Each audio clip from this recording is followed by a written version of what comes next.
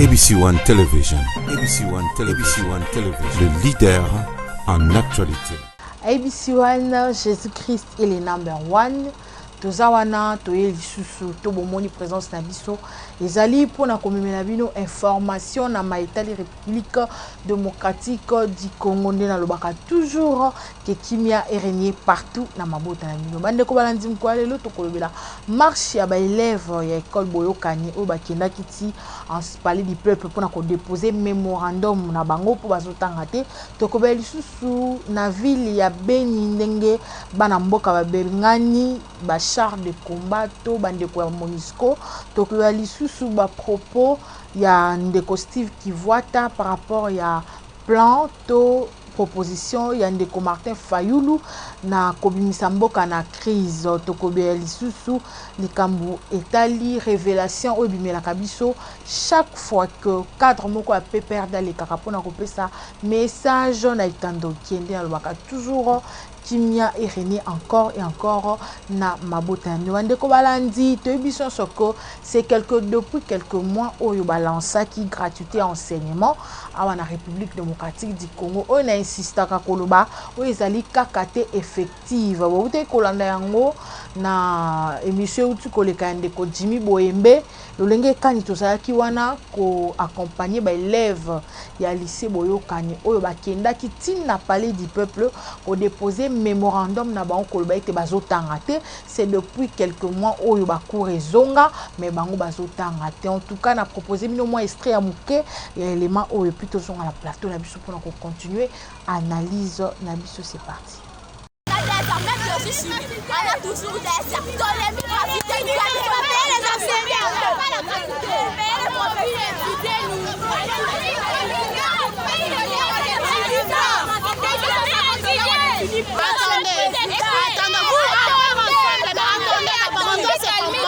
on doit se comprendre. Oui. Parce qu'on a bien dit que l'enseignement est gratuit. Oui. Mais vous confirmez que vous avez payé de l'argent. Oui,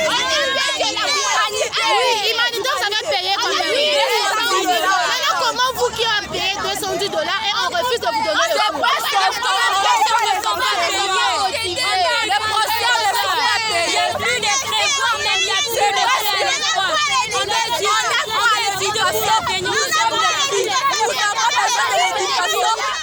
Bomoni nde bana balobi bino moko bolandi vraiment na bokebi komona makambo ya boye eza penza kitoko te n'est-ce pas président de la République alobaki ko bana mbula oyo bakotanga ofele totunaki na bino bandeko balandi est-ce que batie ba garde-fou est-ce que basenya bafutamaki balobaki oui bazali kofutama paiement eza en cours est-ce que babakisaki ba établissement balobaki oui eza en cours bakobakisa mais lelo oto komi wapi na répétaka toujours bana oyo bazali avenir na biso ya lobby espoir na biso ya lobby eza bana oyo mais tant bazo tanga te elingi koloba ke bazo détruire espoir ya lobby jeunesse nde yango makasi ya lobby na biso yango bazo bebisa to ebité ezali bombe à retardement ezali bazuka to ebité so ba créer ni ba enseignant jusque là ba futami te bande kolanga ba bazo ba futami bazo lokuta jusque là ba enseignant bazo zelaka toujours ba toucher mbongo na bango bazu yango na nte oyo ba pesa ki bango ezalaki prime ezalaki salaire te ndenge balakaki bango nango ba misusu balobi na biso bakomelaki biso non ba école catholique baza mitema mabe bango nde baotinda bana babimaka na nzela bakende kuna mpona ntina ete babebisa baprogramme ya chef de l'état voilà mais soki bafutami bandeko na ngai bakotinda bana ndenge nini bakangaka mutu na maloba na ye soki batindi bana bon bolakisa biso carnet de paye na bino bozwaki to bozwaki te oyo tozwaki bobimisi bano point bosanctionne bango bokangi bango mais ntango bazobimisa bana c'est parce que baza na banzala professeur akotangisa ndenge nini libumu nzala fin d'année pe yango bayebi nanu te soki bana bakofete ndenge nini bolaki bango bopesi bango te. En tout cas, j'insiste, likambo oyo ya gratuité enseignement ezali ko préparer bombe lobby. Te biso ce que madame Christelle Wanga ou azali honorable amekaki ko calmer bana na biso bakendaka pe autrefois ko déclarer ndenge ni bazotanga te. akalmaki alobaki bozela solution komona mais jusque là tomoni na solution te honorable malobaki esuki wapi en tout cas bana bazo continuer toujours ko lela bazo tanga te babimaka na tong lelo ni bozo kotela mito ya bana na ezopesa passe vraiment quand tout enseignement awana Kinshasa ses effectifs te bezo bana ba otanga te bana bakina ba ka kotia présence na ba salle de classe eza kitoko te na Beniville bomoni bino so ba image zo circuler to ko proposer bino ngoli suspect awa na émission komona lolenge kani population azui makasi pe courage ya ko benga na bande kwa Monisco ya na mboka oyo kala Monisco mesana ko pesa ka ba rapport na rapport na biso nini kingani na rapport na biso nini kingani mais batu bazo kufa Monisco sale le côté Monisco azali observateur ou bien ayaka pona tina ko tenima to kaki oui bokolo bananga na bosanité basungaki armée congolaise kuna na est pona ko benga na banguna ezalaki kaka 2 fois mais ba mikolo etika li basala kango te pona ni na yango population aboyi na Monisco na Beni alobi akufi trop c'est pe ba tuerie jusqu'à nos jours ils ont continué oba ADF babota makandingi soki ba bengana ki ba ADF nyonso kuna na territoire na biso ya est ba bengana ki bango même na ba minembo wana bazongisa ki bango mais pona nini bato ba continuer ko kufa moi to la kisabino ba image ezali te po eza trop sensible trop choquant. En tout cas, ingénieur Aboya lobby que image est risqué ba sanctionner. Donc au retard la te bande konanga ba tuerie ya boyi. Ba image ba ezali oya kozala na besoin nango comme biso na WhatsApp to kotinda. En tout cas, zo pe ça passe ba tuerie ya boyi. Ndeko na ndimi to kolia fufu so moni ba image wana. Nango peuple a bengani Monisco bo kenda banje na bino na ba char de combat et tout bo bikende nango to lingi yango lisusu te. Ba sali bien. Basali bien nde na sensibilisaka toujours bana mboka simba munduki na maboko biso to ebina biso te tozana ba arme te munduki na yo ezali conscience na yo munduki na yo ezali sheti na yo munduki na yo ezali makasa nzoto na yo telema bino bato bozana este moni monguna ADF yo kati yo bengani ba okata bandengo na biso ba yo ka somo te ADF nyonso akoya na mboka na oyebi ke aza bodenosaka bango ti bino boyebi ke bozalaka quartier moko na ba ADF eza neti bana bakulu na ba brigand tozala bango na quartier tolalaka na bango tolamukanga na bango kaka nde babomaka biso po denonse ozobanga lobi na butu akokotela kobo yo makasi na nzoto eza te telema kozala naïf ti na niveau te peuple moko osengela te bino boza na este bomoni ke bazotia bino maboko te bosanga na bato makasi awa na Kinshasa système moko ebimani na matete bametre oyo bande ko accompagner ba soldat na ko silisa likambo ta likuluna ba mettre bala raté na ba kwa ba veni bata makasi moko boye ba mama makasi kana ko pesa bango fufu pesi bango fufu bango bazana pona ko luka ko bunisa ba peti na STP moi groupe moko boye ba soldat ba ko kate ba sada ya mikolo ba ko kandeni formation ba baki centre formation oya na Kinshasa et la kisa ba soda ndenge nini ya kubunda bitumba jusque là yé na ngote to ko sala ko bona ebi que bana mboka bozaka makasi bozaba guerrier botelema bosima mandu bo benga na ba ADF wana trop c'est trop to ko kena ngoti wapi na yango ezana bande ko na biso diaspora pe batikala kisima te bayoki bamoni na bilili ke minembwe ezali mabele na biso me bazoluka ko botola biso yango na yango batelemaki lokola mutu moko basalaki marche oyo bazali ko réclamer minembo eza ya biso en tout cas nazo proposer mi élément oyo botala yango puis tozonga mpona suite ya masolo na biso. C'est parti.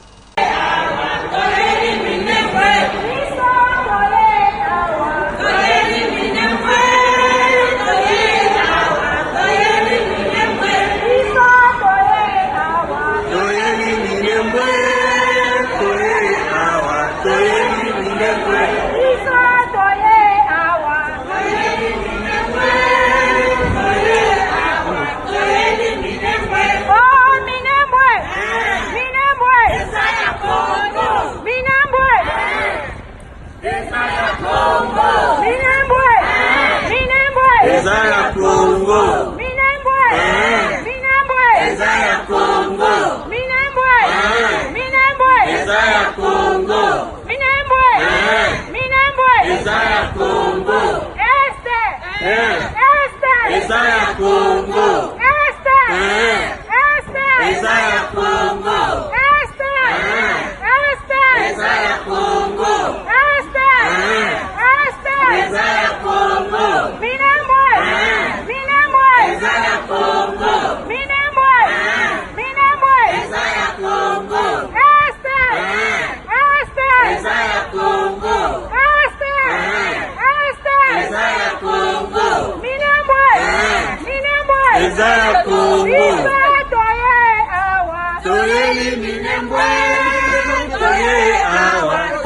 Toyeli Minembwe. Biso toye awa. Toyeli Minembwe.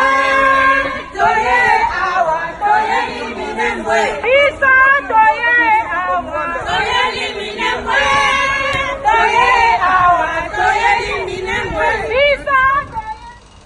Merci na bino bande ko balandi nde wo tukomona ba mama na ba papa ba bibi na nzela pour na tina ko réclamer Minembwe ezali mabele ya Congo ezali mabele ya ba rebelle te na yango to pesi bino lo sako po bozo bundelongo na biso en tout cas matondi na bino na yebi ke litio to sala kana biso na bino pour na tina ete mboka ezala na kimia bande ko balandi na kuti ko yebisa bino na sommaire nde bozo mwana na photo wana c'est ndeko Steve Kiwata ndenge auti répondre ndeko Martin Fayulu lolenge kanya proposa ki 18 mois oyo a koki ko bimisa mboka na biso na crise a proposa ki ba piste belebe to lobaki on bimisio elekaki na yango nde azoloba non eza ko dénigrer ba sengon bino bokanisi que ba kopesa ndeko Martin Fayulu 18 mois wana a meka ko bimisa mboka na crise boza sûr tandis que ba stratégie pe bato maele bazana ba pesa kaka ye ya lobaki a gagner ki mazala serein ba telemelika likambo sérénité wana to yebite mutu soki a gagner ki ba élection azo réclamer o ezo songela ye mabe zawa nango poto kende mingi te total à moi vidéo oyo ba ndenge ba proposer ba kati ba sel biso total image oyo puis tozonga na plateau na biso pour la suite à masuru na biso c'est parti. Moi je ne sais pas, je ne comprends pas ce qu'il dit. Ça il faut vraiment, c'est pour ça que je vous dis que moi je suis pas opposant. Quand on dit qu'opposant, opposant de qui ce qu'il dit non. Moi je combats le système Kabila. Je combats le système où il y a Boumbo. L'ingito bimato tele matoloba boye. Donc combat nanga yangwana. Omoni yo, oh Fatia président, walo kuta moko yo. Yo, Fatia président, walo kuta moko. La Mouka n'a pas d'avenir, ça je vous l'ai dit. Quand on a bandako lo babio, oh Mouyambo, il aime beaucoup parler au babio quand même. Non. La Mouka, c'est une histoire que Martin Fayulu veut ezalayaye. Et qu'on a vu Martin Fayulu à l'embinaye. Voilà, merci Nabino Bandeko Alandindenge. Boti kotala un peu vidéo oyo bo moni bino moko bo pesa ba réponse mais ngala ko répondre na batunyo so bazo murmurer ezaka ka koluka bien-être peuple congolais de ko Martin Fayulu azoluka koluka ko bimisa mboka na biso na crise ce que ezali koluka mbongo wana etalié to ebi que la muka ezalaki eloko moko basala ki pona ko benga na monguna oyo ti lelo gouvernement mboka na biso soki lelo la muka e comité na niveau oyo ekabwana ndenge boki ba propos ya ndeko na biso no la muka esi ekufa mais ngana o tozana makasi to kotelemisa yango ata tozana la muka te nde na belaka état d'esprit fo ezala soki to sangisi ba esprit na biso to tie moral na se toromona ke torolonga lamuka ekufa ou pas mais biso na tozatu mpona kobundela mboka na biso nde nazoyebisa bino na betisi ete penza wana te na bemission koya en tout cas naza déjà na liste ba émission na promettre bino tokosala yango vraiment mpona bino bandeko balandi toza na matanga ndenge uti ko faire parvenir biso sango oyo ke ndeko na biso balianga ndo akufi en tout cas biso na Kinshasa tozana exactitude te ba o ba komona émission oyo ba dépêcher biso ba nouvelle toye ba soki combattant na biso akufi ndenge ni to tozoyeba te to za fake news tozana besoin en passant pe kuna na birere ce matin crash avié ou tuko salema to perdre bande konabiso o baziki baza calciné par rapport ya accident makambo ya passé ou tuko salema kuna tozo compatir ensemble na bande konabiso baza kuna na birere kuna na est ya République démocratique du Congo tozo yebate ezaka ka avion ezaki na mauvais état ezali madigance moko tozo yebate penza toza touché na likambo yango maloba kutezo kima na yango na ba prière na bino bobo sanate ko sala 1 minute de silence pour na bande ko na biso ba uti ko si kotika milimo na bango pa tata nzambe tozo compatir ensemble RDC za na matanga tozo continuer toujours causer là-bas décréter ba jour ya deuil pour na mboka na biso en tout cas toza ensemble toza de cœur na bande ko na biso ya kuna birere na est de la République démocratique du Congo nzamba sunga na bino abondisa mitema na bino. En tout cas bandeko balandi pona mokolo lelo to suki wana grand merci na bino so misala kolanda biso kopesa biso matoi na bino na insistaka toujours abonnez-vous massivement na ABC1 comme la biso na numéro affiché na pembeni ya écran na yo to kozanga te ko répondre à yo pe kozwa ba suggestion na yo kozala bienvenue. Grand merci à mon cordon Jimmy Boembe, grand merci à mère double, maman des mamans, maman Chantal Ayao, grand merci à papa Osé, grand merci à bino tout ba fanatique bolingara émission analysons ensemble, pe grand merci Lisusu na papa Joseph Wamba Mbaka na bosanité papa Norbert Kazadi na bosanité Sami Mboui na bosanité pasteur Joseph na Suisse, sans oublier mon pasteur Willy Mouchouadi. En tout cas grand merci na bon na pesi bambote te bambote na bino nyonso papa Blaise Takala papa Nathan. Nabi que vous êtes belé. Quant à moi je vous dis au revoir, on se retrouve au prochain numéro. Bye. ABC1 Television. ABC1 Television. Le leader en actualité. Actualité politique de la RDC, d'Afrique et le reste du monde. ABC1 Television. Le leader en actualité. Actualité locale et internationale. ABC1 Television. ABC1 Television. Actualité sportive, le football, boxe et autres. Actualité religieuse en RDC, en Afrique et le monde. Actualité culturelle de tous les pays africains. ABC1 Television. Les leaders en actualité, c'est ABC1 Television.